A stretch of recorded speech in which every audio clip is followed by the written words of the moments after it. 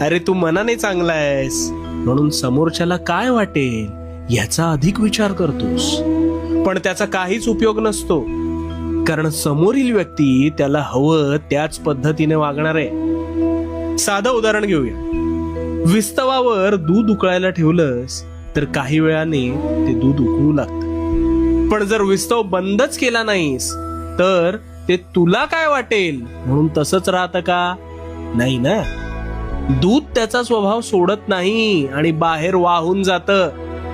आता ह्यातून तुला काय कळलं?